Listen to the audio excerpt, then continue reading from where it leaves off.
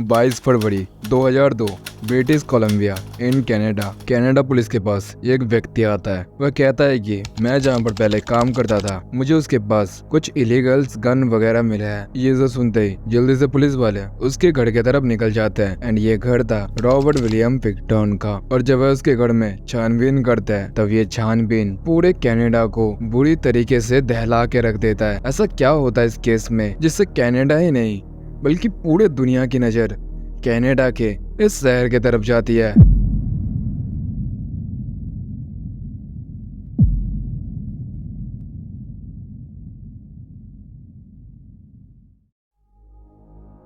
तो इस केस को समझने के लिए हमें पहले जानना पड़ेगा रॉबर्ट विलियम है कौन। तो रॉबर्ट विलियम पैदा होता है 1949 24 अक्टूबर को और वह एक फार्मर के घर में पैदा हुआ था। उसके पिता एक फार्मर थे एंड इनका एक बहुत बड़ा जमीन था जिसके ऊपर ये फार्मिंग भी करते थे एंड इनका एक बहुत बड़ा पिग का फार्म था जिसके अंदर इनके काफी ज्यादा पिग्स थे, हजारों में इनके पिग्स थे एंड इन सब की वजह से ही इनको यहाँ पर पैसे की कमी नहीं होती थी। और रॉबर्ट का यहाँ पर एक भाई भी था डेविड और रॉबर्ट की बॉन्डिंग काफी ज्यादा अच्छी थी। डेविड और रॉबर्ट ऐसे रहते थे जैसे वह दोनों एक बेस्ट फ्रेंड हो। डेविड और रॉबर्ट दोनों काफी ज्यादा काम भी करते थे, हमेशा जो भी काम हो वह एक ही साथ करना पसंद करते थे। और धीरे धीरे इन दोनों की उम्र भी बढ़ने लगती है एंड उम्र के साथ साथ इनके माता पिता भी यहाँ पर चल बसते हैं। और इन दोनों की एक छोटी बहन भी थी एंड उसका यहाँ पर शादी हो जाता है जिसके कारण वो यहाँ पर अपने हस्बैंड के पास रहने लगती है एंड यहाँ पर इन दोनों भाई के पास अब बस चुका था इतना बड़ा जमीन जो कि इन दोनों को ही संभालना था। और ये दोनों ऐसा ही करते हैं, ये दोनों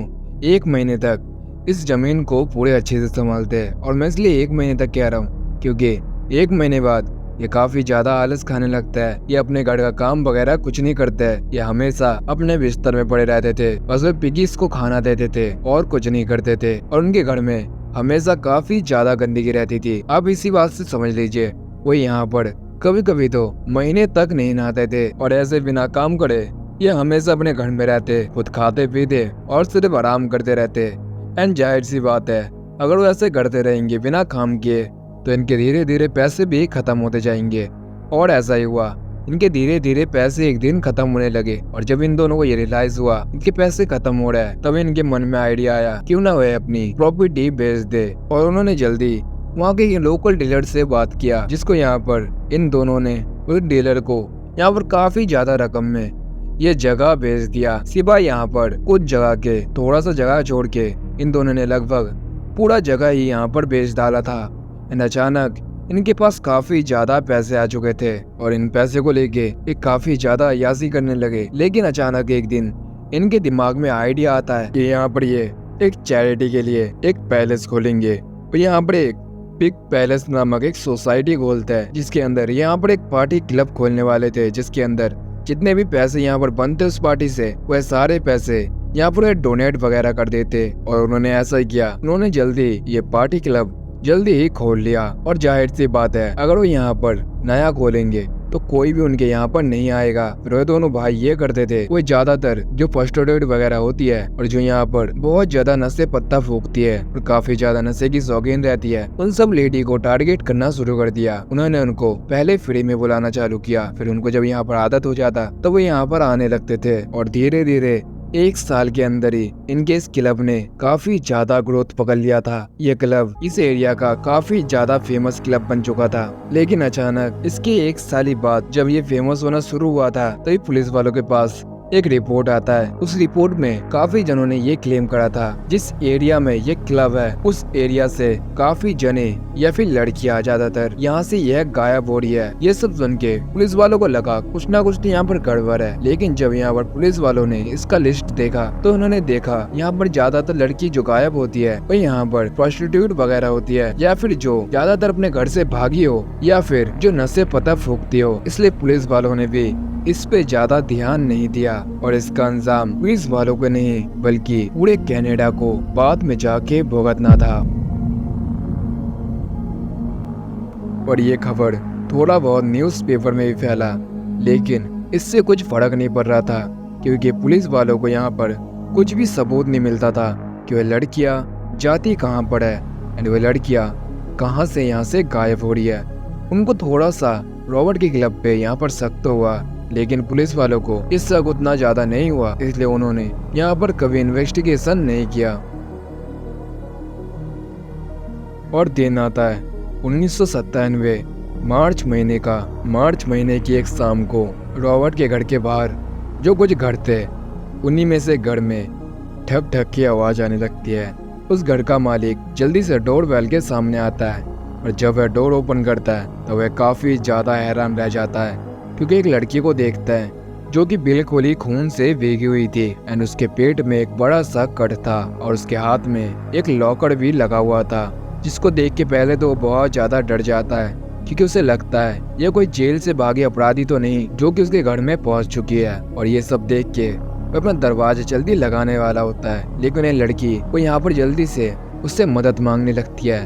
फिर जब वह उसके बातों को सुनता है तब वह भी हैरान रह जाता है। वही लड़की यहाँ पर कहती है, मैं यहाँ पर रॉबर्ट के घर से भाग के आई हूँ कि रॉबर्ट ने मेरे को पहले पार्टी में बुलाया, फिर उसने मेरे को पार्टी में काफी ज्यादा नशे करवाया, जिससे मैं यहाँ पर बिल्कुल ही अनकॉन्शियस हो गई, लेकिन मैं यहाँ पर थोड़ी सी जगी हुई थी एंड रॉबर्ट सोच रहा था मैं बिल्कुल यहाँ पर बेहोश हो चुकी हूँ। इसलिए रॉबर्ट मेरे को एक घर में लेके गया जहाँ पर पिग्स वगैरह को काटा जाता है एंड वह मेरे को वहाँ पर जाकर बांधने लगा। वह लॉकअप से मेरा एक हाथ तो बांध पाया था, लेकिन दूसरा हाथ उसने नहीं बांधा था और मैंने वहाँ पर एक चाकू देखा जिससे मैंने उसके ऊपर वार कर दिया एंड इसी की वजह से मैं वहाँ पर भाग पाई। और जल्दी से उस व्यक्ति ने यहाँ पर एम्बुलेंस एंड यहाँ पर पुलिस वालों को फोन किया और जब यहाँ पर पुलिस आई तब पुलिस वाले रॉबर्ट के पास गए। रॉबर्ट के पास जब वह जाते हैं तब रॉबर्ट के पास से उनको कोई सबूत नहीं मिलता और रॉबर्ट उल्टा ही उसे इल्जाम लगाने लगता है। वही लड़की मेरे पार्टी में हंगामा करती थी, वह दारू वगैरह पी के आई थी बाहर से और मेरे पार्टी में आके वह शोर वगैरह कर रही थी एंड जिसकी वजह से मैंने उसको रोकने की कोशिश की, लेकिन उसने मेरे गाल पे चाकू से हमला कर दिया और उसके गाल में कट का निशान भी था। और फिर रॉबर्ट ने पुलिस वालों को उस लॉकअप का चाबी भी दिया, जिससे पुलिस वालों को लगा ये लड़की यहाँ पर झूठ कह रही है एंड यहाँ पर रॉबिन को जिस चार्ज में पकड़ा गया था रॉबिन को यहाँ से रिहा कर दिया जाता है। और अगर पुलिस वाले अब भी इस बात को सीरियस लेते कि उस जगह से ऐसे लड़कियां गायब हो रही है एंड उसी जगह से एक लड़की ने उसके ऊपर बिल्कुल सेम आरोप लगाया है, इससे पुलिस वालों को यहाँ पर साफ साफ पता लग जाना चाहिए था इन लड़कियों के पीछे और कोई नहीं बल्कि यही रॉबर्ट है और पुलिस वालों को इसके घर में अच्छे से इन्वेस्टिगेशन करवाना चाहिए था। और अगर पुलिस वाले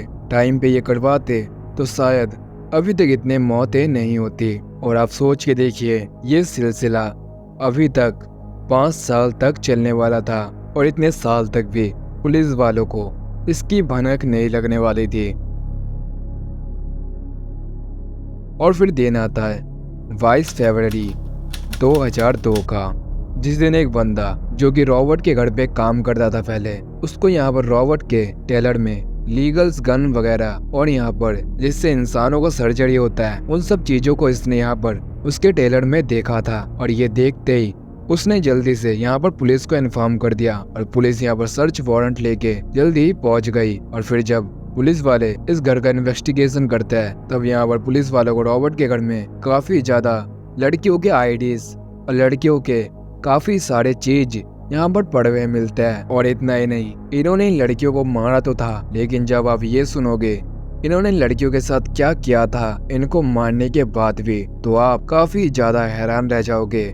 एंड इसलिए मैंने पहले डिस्क्लेमर दिया था जो यहाँ पर मारपीट और खून खराबे को यहाँ पर ज्यादा देख नहीं सकता तो वह इस वीडियो को यहाँ पर स्किप कर सकता है। फिर यहाँ पर रॉबर्ट को पुलिस वाले पकड़ के ले जाते हैं, लेकिन पुलिस वालों को अभी तक उन लड़कियों के बॉडीज कहाँ है ये नहीं मिला था। भले ही उनको 1-2 लड़कियों का उसके घर से खून वगैरह मिला था, लेकिन उनकी बॉडीज कहाँ पड़ा ये नहीं मिला था। फिर जब यहाँ पर रॉबर्ट को जेल में डालता है और उस जेल में एक और कैदी रहता है, रॉबर्ट उसके साथ ही रहने वाला था और देखते देखते उस कैदी के साथ और इन दोनों की बॉन्डिंग काफी ज्यादा अच्छी हो जाती है। और फिर रॉबर्ट अचानक एक दिन उसके कैदी को वह सब कुछ बोलने लगता है कि कैसे कैसे उसने उन लड़कियों को मारा और उसको यहाँ पर भनक तक नहीं थी।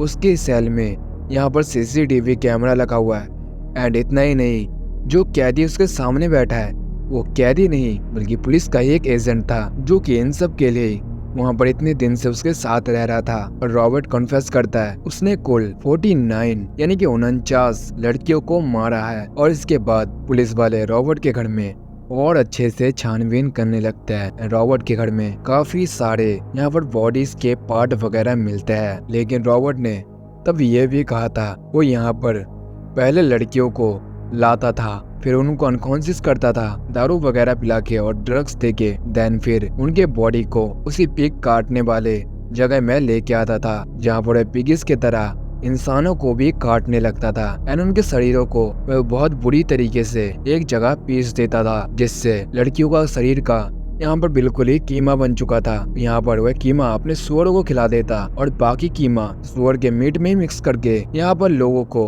हॉट डॉग्स बना के अपने ही क्लब में वह सर्व कर रहा था। और इतना ही नहीं, बाकी जो यहाँ पर उस शरीर के पार्ट्स बच जाते वह उनको रैंडिंग प्लांट नामक एक जगह पर दे के आता था। और असल में इस जगह में होता यह है, यहाँ पर जितने भी जानवरों के बाकी पार्ट्स वगैरह बच जाते हैं सभी यहाँ पर इसी जगह में दे के आता है एंड वह यहाँ से जेलेटिन नामक एक चीज बनाता है, जिससे और कुछ नहीं बल्कि लिपस्टिक, और जो आप जेली खाते हो और काफी तरीके के चीजें यहाँ पर इस चीज से ही बनाए जाते हैं। अब सोच के देखिए, कनाडा में उस समय जो लड़कियां लिपस्टिक लगा के फैशन दिखा रही थी, उनको ये पता नहीं था जिस लिपस्टिक को लगा के इतना ज्यादा हंस रही है वह लिपस्टिक किसी मरी हुई लेडी का है। और इन सब के वजह से उन्होंने यहाँ पर 49 मर्डर्स के कॉन्फेस किए थे और आइडेंटिफाई करके उनके ऊपर 27 मर्डर्स के चार्ज लगे।